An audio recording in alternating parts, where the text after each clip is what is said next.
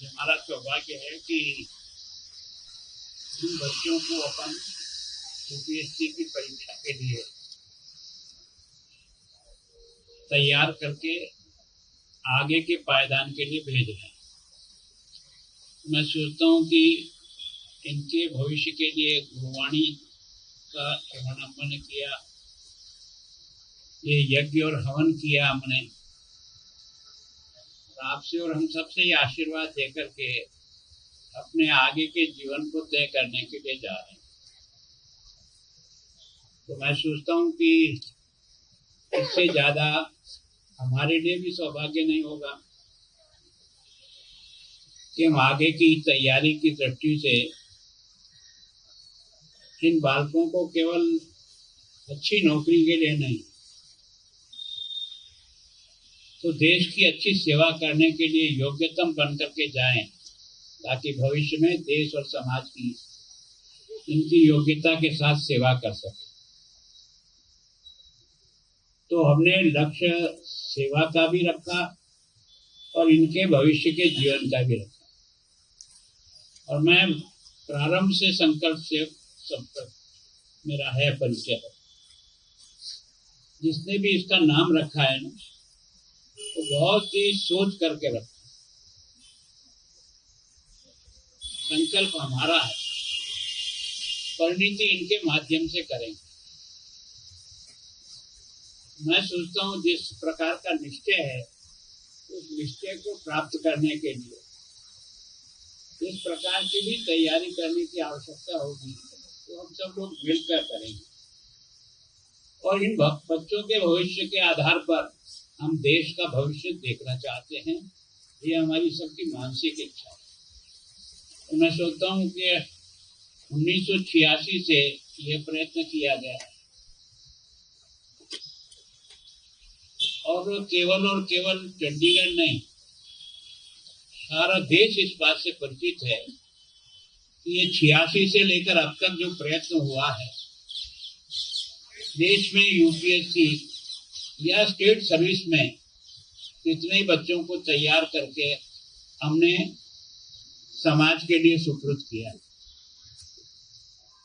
तो मैं सोचता हूँ इसमें जो साधना और तपस्या है वो देश बनाने की। देश बनाने में ये बोध कैसे उपयोगी हो, इस दृष्टि से इसको प्रयत्न कर रहे हैं। और मैं सोचता हूँ कि मुझे सारे तो आंकड़े आपको ही बताना पड़ेगा। मेरा ऐसा अनुमान है, जैसा आपने मुझे दिया है, कि केवल 2024 में कितने बच्चे आईपीएस या आईएएस में सेलेक्ट हुए हैं, 1016। इसमें से संकल्प के द्वारा तैयार किया गया, पढ़ाया गई और उनको इंटरव्यू के लिए भी तैयार किया है, वो 646 बच्चे सफल हुए। अच्छा, आप सोच सकते हो, कई बार परीक्षा में तो पास हो जाता है, कई लोग कवर करते हैं, लेकिन इंटरव्यू को ठीक प्रकार से नहीं करने के कारण से 2-2 चांस मिलने के बाद भी, 3-3 चांस मिलने के बाद भी निराश हो जाता है। मैं सोचता हूँ संकल्प ऐसे बच्चों को निराशा से बाहर निकालने का प्रयत्न कर। असफलता में भी सफलता छिपी रहती है, ये व्यक्ति का निश्चय काम करता है। तो मैं सोचता हूँ यह जो प्रयास है चंडीगढ़ में भी 2007 से प्रारंभ हुआ। इस साल जो 1016 बच्चे पास हुए, उसमें से इस संकल्प के भी 5 बच्चे हैं जो आईपीएस और आईएएस बने। स्टेट सर्विस में हिमाचल है, पंजाब है, चंडीगढ़ है, हरियाणा है। इसके ही मुझे जो बताया है, अब तक इनकी 2007 से लेकर 113 बच्चे, जैसा आपने 118 बताया, 118 बच्चे यहाँ से तैयार हुए। इसका मतलब यह है कि प्रयत्न किया जाए तो हम उपलब्धि हासिल कर सकते हैं। अब ये संकल्प किसी एक आदमी के द्वारा नहीं चलता, संकल्प समाज के सहयोग से चलता। ये केवल यही नहीं, सारे देश में। इसका मतलब अपने देश के लोगों को ये दिशा तो है कि अच्छे काम में किस प्रकार से सहयोग किया जाए। ये जो इतना बड़ा प्रयत्न जैसा डॉक्टर साहब आपने किया या गिल साहब ने अपने समय इधर लगाने का सोचा है, ये प्रेरणा भी कोई न कोई गुरु की कृपा से मिलती है। काम तो सबके पास है, लेकिन ये सोच हो, ये कोई न कोई किसी के आशीर्वाद से प्राप्त हो। तो मैं सोचता हूँ कि जिन बच्चों को अपन यहाँ से विदाई दे रहे हैं, भगवान से यही प्रार्थना करें ये सफल, और सफल होने के बाद हम इनसे भी उम्मीद करते हैं, क्योंकि अगर ये देश अच्छा से अच्छा बनेगा तो दो ही पायदान इनके बड़े मजबूत हैं। जो संकल्पित हों तो देश की दशा बदल सकती। एक आता है राजनेता और दूसरा आता है प्रशासनिक अधिकारी, जो इस सारे काम को जमीन पर उतार करके आदमी तक पहुंचाने का काम करते। ये दोनों कड़ियां अगर मजबूत हो जाए तो देश 10 साल में खड़ा हो जाएगा। हमारा सौभाग्य समझे या दुर्भाग्य समझे, ये दोनों कड़ियां कमजोर है।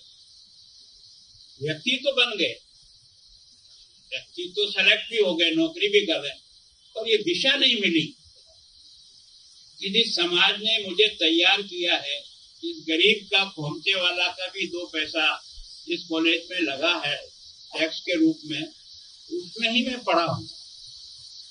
मुझे तैयार करने में उस मजदूर का भी कुछ हिस्सा है जिसने मुझे यहाँ तक पहुंचाया है।